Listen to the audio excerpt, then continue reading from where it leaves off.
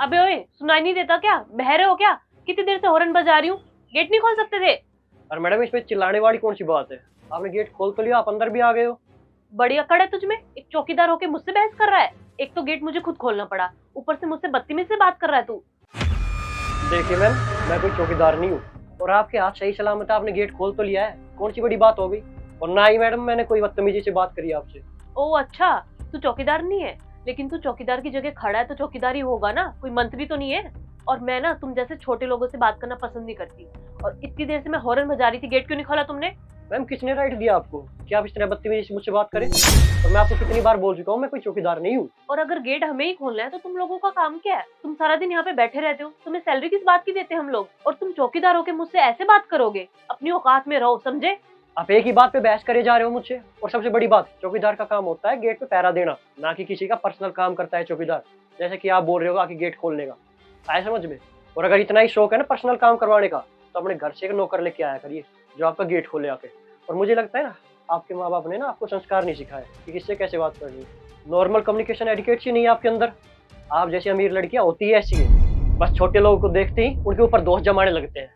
ओ hello, हम ना यहाँ के ऑनर है, और हम जो तुझसे काम बोलेंगे ना तुझे करना पड़ेगा। चुपचाप करके ना तुम अपना काम किया करो, समझे? मुझसे बहस करने की जरूरत नहीं है, वरना मैं तेरी कंप्लेंट कर दूंगी, समझा? अच्छा, कंप्लेन करोगे मेरी है? ठीक है, जाओ करो कंप्लेन। मैं भी यहीं खड़ा हूँ, देखता हूँ किससे कंप्लेन करके आऊंगी। और कंप्लेन क्या, मैं तो तुझे जेल भी भिजवा सकती हूँ, क्योंकि मैं एक लड़की हूँ और तुझे तो पता ही होगा कि लड़की होने के क्या फायदा है। और अगर मैंने एक बार पुलिस से कहा ना कि तूने मेरे साथ छेड़खानी की है, तो तुझे 2 मिनट में अंदर कर देंगे, समझा? मैम आपके अंदर ना बेवजह का एटीट्यूड भरा हुआ है, तभी आपको लगता है कि आप पुलिस वालों को कुछ भी बोलोगे। और आप लड़की हो, इस वजह से आपकी सारी बात सच मान ली जाएगी। ऐसे ही कोई कंप्लेंट नहीं करी जाती है, और वो भी विदाउट प्रूफ। आया समझ में? और जब आपने मैम गेट खोल ही लिया है, तो इससे अच्छा यही होगा कि अपनी गाड़ी पार्किंग में लगाओ और जाओ अंदर। और हाँ, यहाँ का चौकीदार ना किसी काम से बाहर गया हुआ है। लगता है तुम ऐसे नहीं मानोगे, अभी बताती हूँ मैं। ये क्या कर रही हैं आप? साहब का हाथ छोड़िए। ओए, कहाँ गया हो था तू? और अपनी जगह यहाँ किस गवार को बिठा दिया? तेरा भाई है क्या ये? नहीं मैम साहब, ये मेरे भाई नहीं है, ये यहाँ के नए आईएएस ऑफिसर है। अरे तू पागल है क्या? ये यहाँ के आईएएस ऑफिसर? और ये यहाँ क्यों खड़े हुए थे? मैं यहाँ पे क्यों खड़ा हुआ था? मैं यहाँ इसलिए खड़ा था क्योंकि राजू की बीवी की तबीयत खराब है।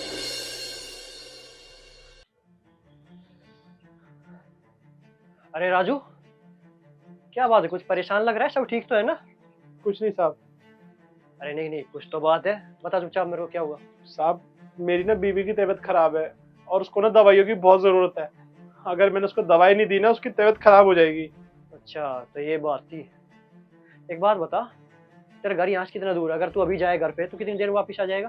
साहब, मेरा घर ज्यादा दूर नहीं है, बल्कि 2 गली छोड़ के है। अगर मैं गया तो ज्यादा से ज्यादा मुझे 10 मिनट लगेंगे। बस तो फिर एक काम कर, तू घर जा, बीवी को दवाई दे के आ, मैं खड़ा होता हूँ तेरी जगह पे। नहीं साहब, आप मेरी जगह खड़े होते हुए अच्छे नहीं लगेंगे। आप इतने बड़े आदमी, मैं एक मामूली सा सिक्योरिटी गार्ड। अगर किसी को पता चला कि आप मेरी जगह खड़े हैं तो आपकी बेइज्जती हो जाएगी। आप रहने दीजिए। अरे कैसी बेवकूफ़ वाली बात कर रहा है तू यार? जब मेरा बुरा टाइम था तूने मेरी मदद करी थी, और आज जब तुझे मदद की जरूरत है तो मैं छोटी सी मदद नहीं कर सकता क्या? चल तू फटाफट, अब कोई सवाल जवाब मत कर, जा घर, दवाई दे बीवी को। धन्यवाद साहब, मैं भी अपनी बीवी को दवाई देकर आता हूँ। जा जल्दी।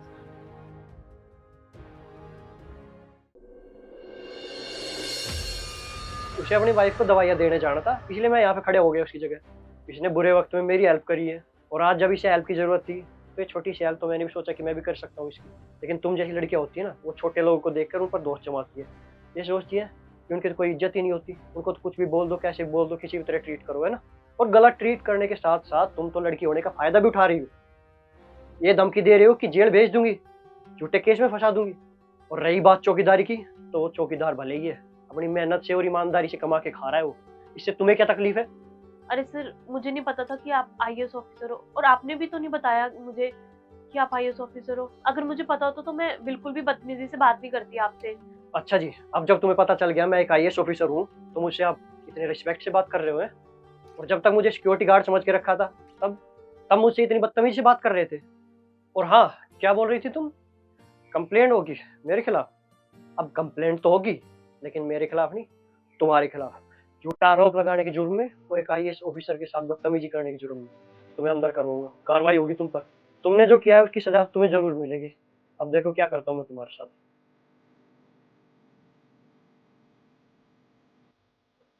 सर प्लीज प्लीज ऐसा मत करो। Shut up.